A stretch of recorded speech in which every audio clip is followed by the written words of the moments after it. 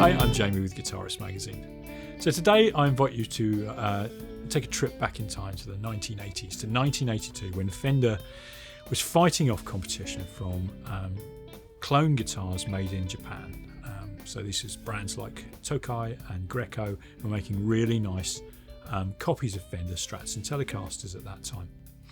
So Fender's response to this was to start up their own manufacturing in Japan, and they made guitars which came to be known as JV Fenders, or Japanese vintage or Japan vintage Fenders, because of the serial number was prefaced with the letters JV. And these became real hot property. A lot of people preferred them to the guitars that were being made in the US at that time. And so the legend of Japanese Fenders was born. Fenders continue to be made in Japan, and they still are top-notch, very, very nicely turned out instruments. And basically, we've come to the 40th anniversary of those first ones that were made in 1982. And to celebrate that occasion, Fender have made two new Japanese anniversary models, effectively. So we've got two of them here today. The first one you heard in the introductory music, which is the one I've got in my hand here, which is the Fender JV 50s modified Telecaster. Now, the modified bit tells you that these aren't strict reissues of the first Fender JVs that were made. They are JVs made with for the modern market, and with a few little tricks up their sleeves to make them more accessible to the modern player. This isn't the only guitar that Fender is releasing to celebrate this anniversary. There's also a Strat, which is the Fender JV modified 60s Strat, and we've got one of those here too. So before we go further and dive into the features and particulars of these guitars, let's hear a bit of that Strat next.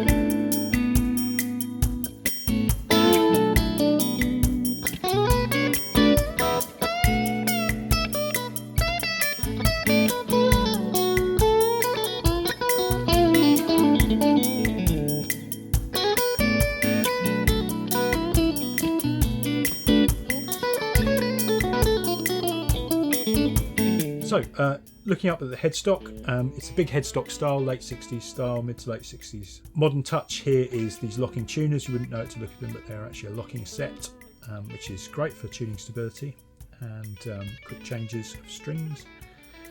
Coming down the neck, it's got a soft V profile, what Fender are calling a soft V profile, and you can kind of feel it, especially as you go up the neck, but it's not like a really intrusive kind of 57 style V. It's very easy on the palm, and there's a really nice satin finish on the necks of both the guitars, these JV guitars. It's really appealing to play.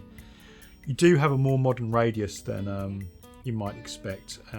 It's a 9.5 inch radius here, so again that just makes those bends, the kind of bends people tend to make these days, much easier to make without choking out, as opposed to a more curvy vintage radius. Coming down to the pickups, we've got three vintage voiced pickups here. They're actually not particularly hot. They're in the 5k range, all of them. The twist in the tail here is that you've got a push-pull tone control here. And what that does is that brings the neck pickup in on when you've got the bridge or the bridge and middle selected. So effectively you can either have, when you engage it, you can either have all three pickups on or the bridge and the neck on at the same time. So it gives you, a couple more interesting voices to use there. So let's have a little listen to those actually. So I won't go through all of the pickup selections, but let's hear the neck on its own as a comparison.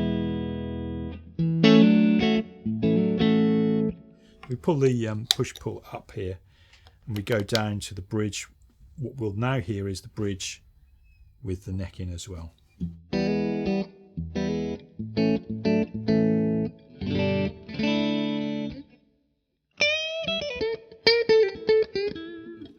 Quite a nice, useful tone actually, because you've got that cut, but you've also got a certain amount of roundness on there. If I then go up to the bridge, what would normally be the bridge and middle selection as well, that has the neck pickup added to it with that push-pull pulled up. So this is the all three on at once. It's oddly sort of funky tone, really.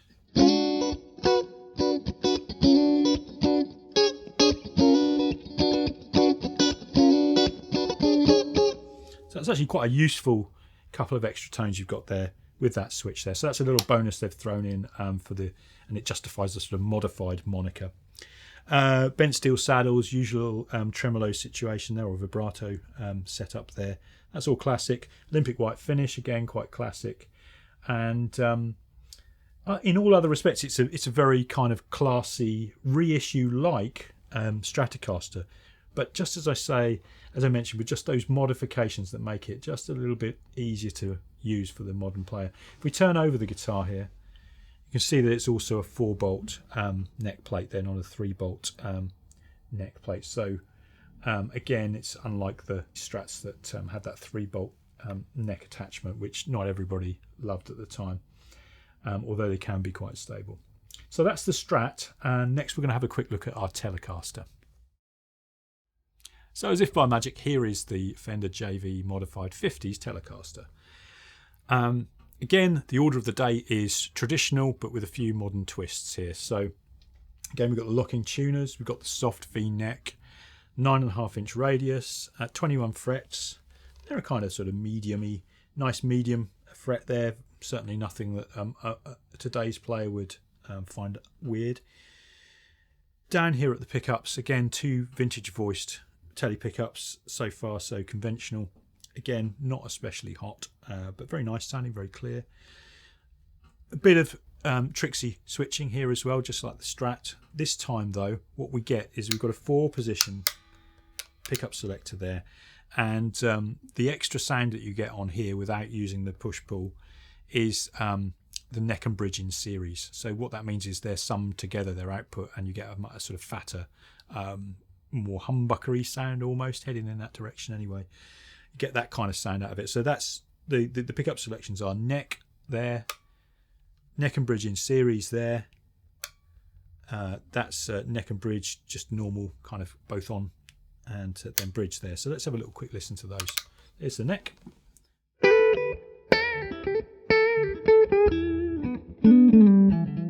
Nice, really plummy, gorgeous sound that actually.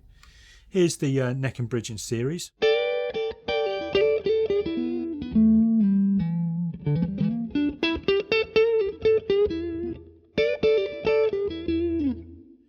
little bit more body to it. This is just a normal neck and bridge together you'd find on a standard Tele. A little bit more country and western.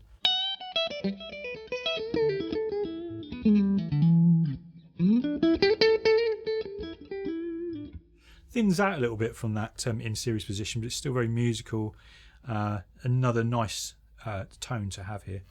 And here's the bridge on its own.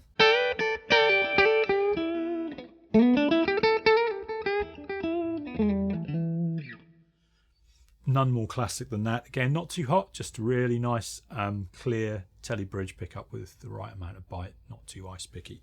Okay, so the Telecaster has another trick up its sleeve, tonally speaking, and that's an out-of-phase sound that you can get by using the push-pull on the tone control here. You get this, if you've got both pickups on together, this push-pull out-of-phase will then work. So I'm just going to show you how that sounds. So this is them both on together normally, as a normal Tele would have both pickups.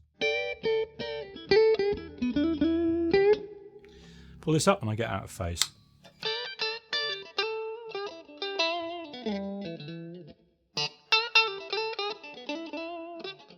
It's quite janky, quite thin, but you know, on recordings, maybe on that sort of particular live moment, it's like a special effect that you can bring in and could be quite useful. So it's there in the back pocket if you want it, and that's a useful addition to have. And so that's about it for this Telecaster. One thing I will say is it's meant to be a sort of vintage blonde finish. We actually find that in the flesh it's almost a kind of tint of lilac-y grey to it. So certainly an interesting interpretation of 50s blonde, but not unattractive. And with this gold anodised scratch plate, it really is quite a look of this guitar. So lovely couple of guitars celebrating 4 decades of Japanese Fenders. Do check them out. They're a great value for money and really playable. And thanks very much for watching. We'll leave you with a bit more music from both of these guitars to finish.